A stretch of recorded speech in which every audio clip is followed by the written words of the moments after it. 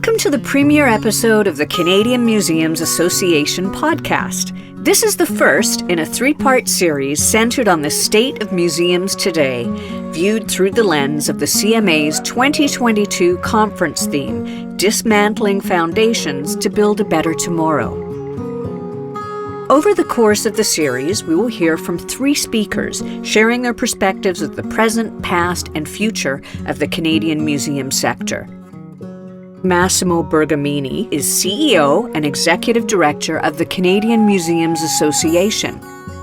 Heather George is an Indigenous curator currently working at the Woodland Cultural Centre and a CMA board member. And Luann Neal, an artist and arts advocate currently working at Creative BC, British Columbia's creative industry catalyst. Following a 3-year tenure as head of Indigenous collections at the Royal BC Museum, Luann is also a member of the CMA Reconciliation Council.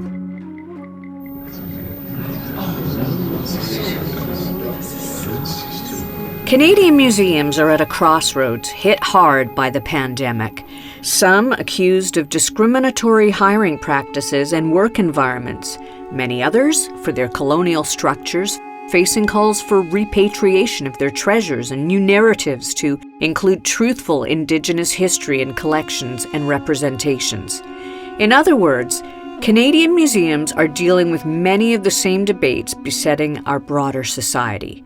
According to Massimo Bergamini, he's the Executive Director and CEO of the Canadian Museums Association. It's an interesting question. How we got here is the history of Canada. Ours is a colonial history, so we are the fruit of colonization. Our institutions are colonial institutions.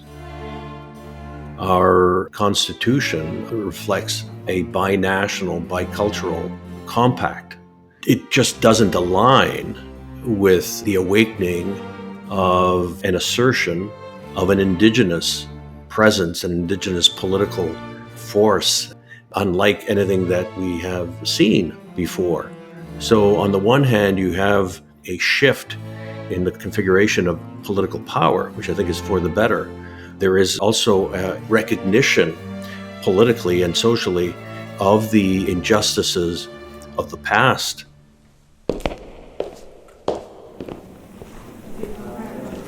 Heather George is curator of Indigenous Histories at the Canadian Museum of History, a guest curator at the Woodland Cultural Centre on Six Nations near Brantford, Ontario, and a member of the board at the Canadian Museums Association. Museums are a reflection of the societies that they are in, right? And we as museum workers are that as well. They can't really be separated from each other. And I certainly say that in terms of Indigenous realities, both socially and politically. They're so interconnected. It'd be really fun to think if museums were in this beautiful bubble where we never had to think about what was going on outside, but that wouldn't be very effective in supporting our communities. We really are seeing that today, but it also requires the general public to engage. And it requires us to engage with the general public. It's a two-way relationship in that if museums want to change, and if the public wants us to change, then we need to actually make room for those conversations. And the change that we make is usually reflective of broader conversations. Last fall, the Royal BC Museum announced plans to close parts of its First Peoples Gallery as one step towards decolonization. The gallery had been widely criticized for focusing on settlement of the province by European pioneers.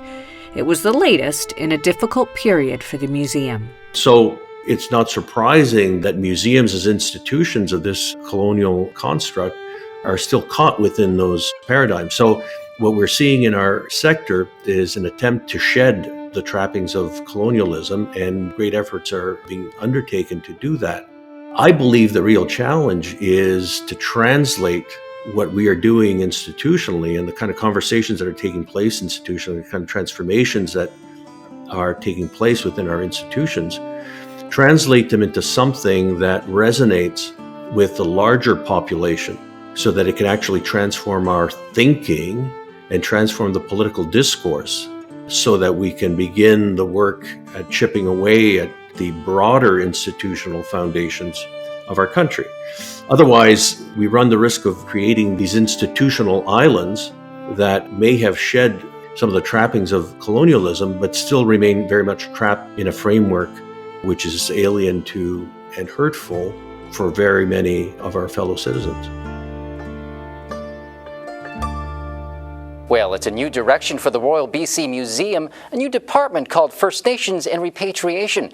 Its creation was announced back in The January. effort to decolonize the Royal BC Museum's First Peoples exhibit is expected to take years and will include consultations with Indigenous communities and long overdue repatriation of materials. But the struggle to be heard and included goes back many decades. It's really interesting to me that the groundwork, Expo 67 and the Indians of Canada Pavilion and Russ Moses and the work he did, that groundbreaking work was happening in the 60s and 70s already. The largest World's Fair ever, Expo 67. Host Canada is among 62 nations who have built 100 pavilions on the 1,000-acre site of entertainment and education. The Indians of Canada Pavilion, as it was called in 1967, presented to the world a rare view of Indigenous culture, along with commentary on the suppression of that culture and the attempt to assimilate Indigenous children.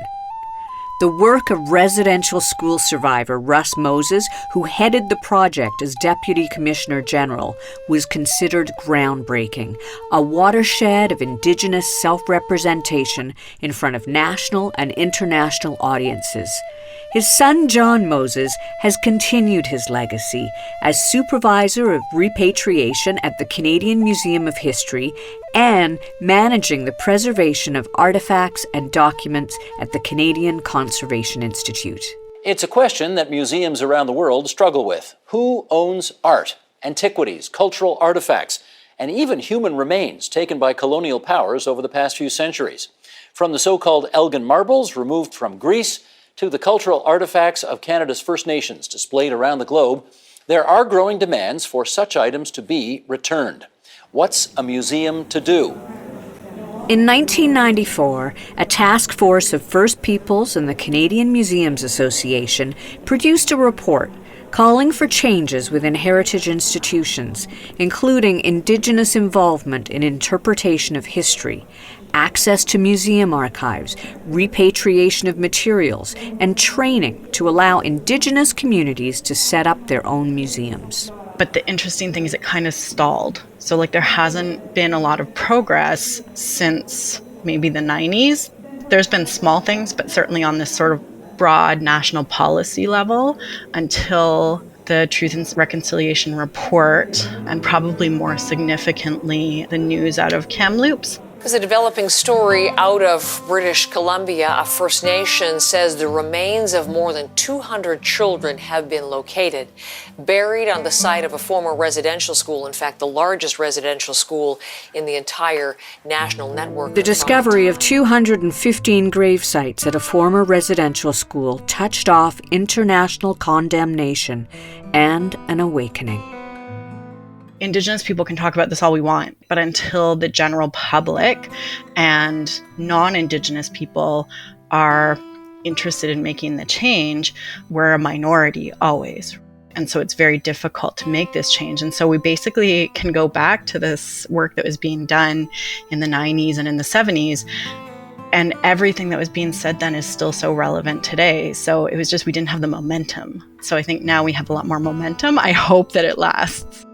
In 2007, the United Nations declared that Indigenous people have the right to practice and revitalize their cultural traditions and to preserve and protect artifacts along with other aspects of culture.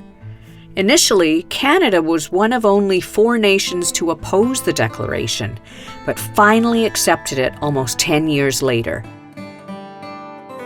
Luann Neal is an Indigenous West Coast artist, former curator at the Royal BC Museum, and also a member of the Canadian Museums Association's Reconciliation Council.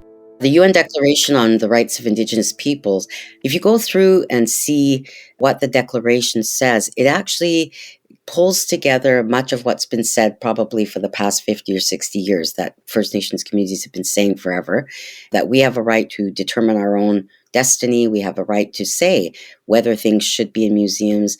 We have a right to bring home ancestral remains that have been dug up in our territories over countless years and offer these people a proper reburial.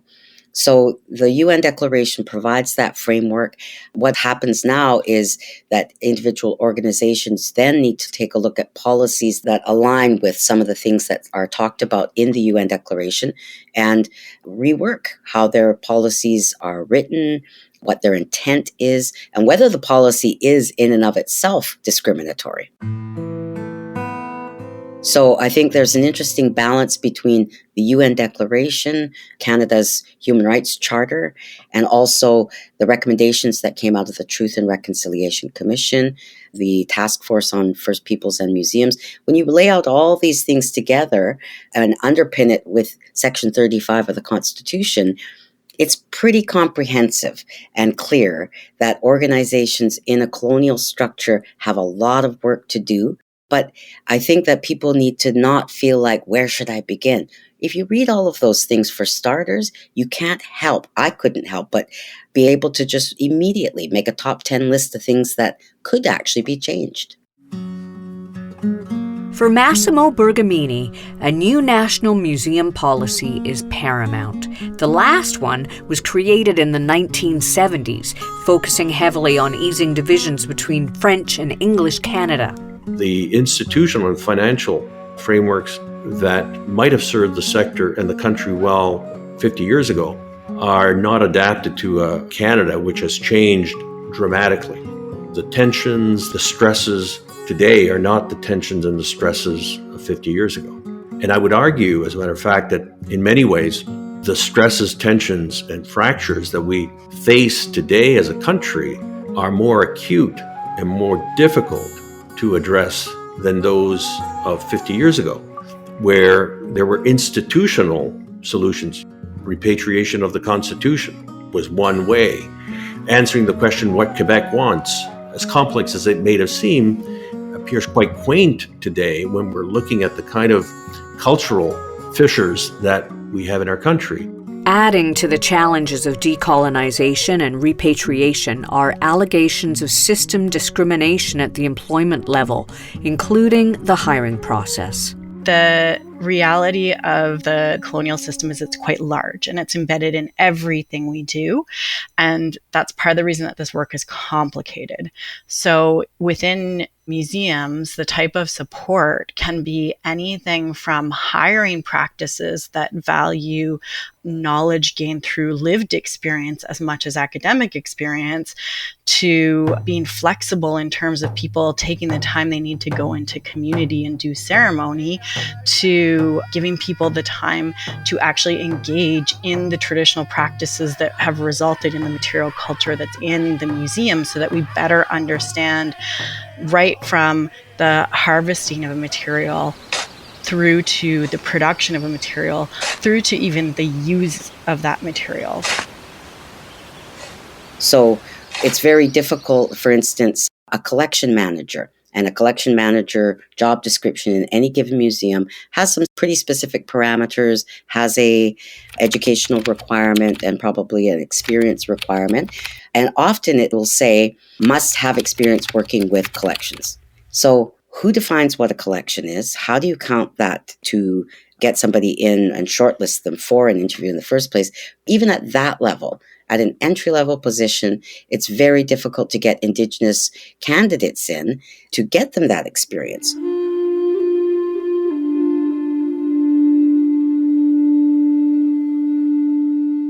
These are difficult times, but they're also times of reflection and times and opportunities for exploring new ways. So they're exciting times as well. And there's a sense within the community of effervescence, a sense that this is an opportunity to tear down some of the old constructs of the past and try to build something better going forward. And that happens to be the theme of our conference this year. But the path to tearing down old constructs is a complicated road. Before reconciling the past, uncovering and dealing with the truth is essential. More on that in our next episode.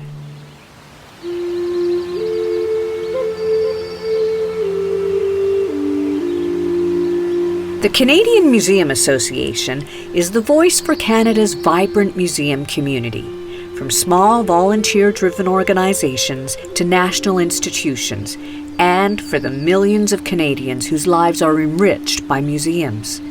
The Canadian Museums Association podcast is made possible, thanks in part to funding from the Department of Canadian Heritage, as part of the CMA's Strengthening the Museum Workforce initiative.